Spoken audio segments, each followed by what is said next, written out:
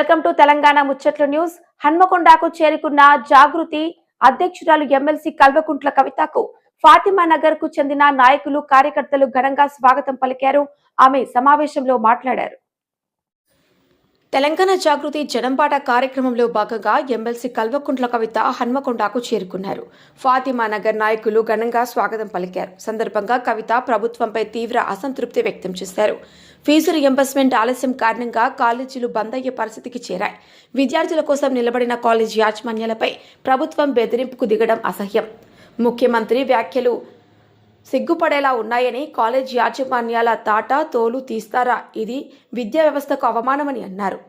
ఆమె ఇంకా మాట్లాడుతూ ప్రభుత్వ కాలేజీలు రాని సమయంలో ఈ ప్రాంతంలో విద్యా బాధ్యతను ప్రైవేట్ యాజమాన్యాలే తీసుకున్నారు. వారిని బెదిరించడం కాకుండా అభినందించాలి. విద్యార్థుల హక్కుల కోసం తెలంగాణ జాగృతి తరఫున మేము నిరంతరం పోరాటం చేస్తామని స్పష్టం చేశారు కవిత. అందరూ కూడా ఇంత అపురూపమైనటువంటి స్వాగతం ఇచ్చినందుకు ముందుగా నాయకులకు అందరికీ కూడా, మా ఆడబిడ్డలకు అందరికీ కూడా ప్రత్యేకించి ధన్యవాదాలు తెలియజేస్తా ఉన్నాను. మరి వాళ్ళ ప్రత్యేకించి ఇక్కడికి కాలేజీ పిల్లలు వచ్చిండ్రు. ఫీజు రియంబర్స్మెంట్ రాక మాకు ఇబ్బంది అవుతుందని ప్రత్యక్షంగా చెప్పడానికి ఇక్కడి వరకు రావడం జరిగింది.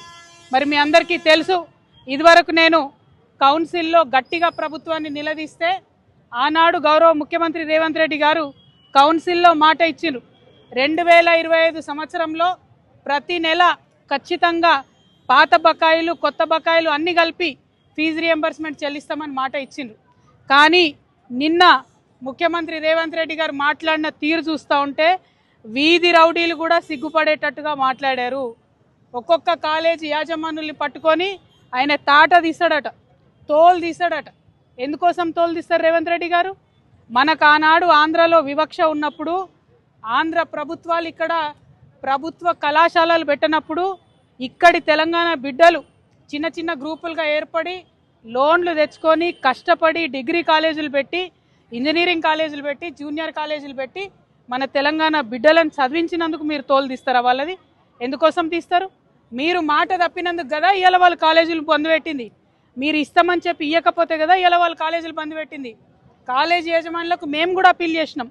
మీరు సింబాలిక్గా 1-2 డేస్ బంద్ చేయండి, పిల్లల చదువులు ఎఫెక్ట్ పడకుండా చేయండి, మీ తరఫున కొట్లాడతామని మేము కూడా అప్పీల్ చేసినాం. కాకపోతే వాళ్ళు కడుపు మండి ఉన్నారు, నడపలేనటువంటి పరిస్థితిలో ఉన్నారు, పేద పరిస్థితిలో ఉన్నారు. మరి మీరు కాంట్రాక్టర్లకు పైసలు ఇస్తారు ఎట్లా, కాలేజీలకు పైసలు ఇయ్యారు ఎందుకు? అవి పక్కన పెట్టుకొని మీ తప్పులు పక్కన పెట్టి, మీ తప్పులు దాచిపెట్టి కాలేజీ వాళ్ళ మీద మీరు నిన్న చేసినటువంటి వీరంగం అన్నది తప్పు. దీన్ని మేము తీవ్రంగా ఖండిస్తూ ఉన్నాం. మీరు క్షమాపణ చెప్పాలి. మిమ్మల్ని 1800 నుంచి 2000 కాలేజీలు బంద్ పెట్టిరండి. మీరు నిన్న 2-3 పేర్లు చెప్పారు. ఏమన్నారు? 2-3 పేర్లు చెప్పి వీళ్ళు మమ్మల్ని ఈ పర్మిషన్ అడిగినారు, ఆ పర్మిషన్ ఇయ్యను, నేను ఇయ్యను అంటున్నారు. ఇయ్యకండి. 10 మంది మిమ్మల్ని పర్మిషన్ అడిగిన వాళ్ళని పక్కన పెట్టండి. మిగతా 100లాది కాలేజీలు ఏం చేసినాయి మిమ్మల్ని? మిగతా 100లాది కాలేజీలో చదువుతున్న పిల్లలు ఏమైపోవాలా, వాళ్ళ భవిష్యత్ ఏమైపోవాలా, అది ఆలోచించమని నేను ప్రభుత్వాన్ని డిమాండ్ చేస్తూ ఉన్నాను. ఖచ్చితంగా కాలేజ్ యాజమాన్యాల పక్షాన మేము నిలబడతాం. ఎందుకోసం అంటే ఎప్పుడైతే తెలంగాణలో ప్రభుత్వ కాలేజీలు లేవో, మన తెలంగాణ మనకు కానటువంటి సందర్భంలో కూడా వాళ్ళు తెలంగాణ ప్రజల పక్షాన్ని నిలబడ్డారు. ఇవాళ ఫీ రియంబర్స్మెంట్ అంటే పేద పిల్లల కోసమే, వేరే వాళ్ళ కోసం కాదు.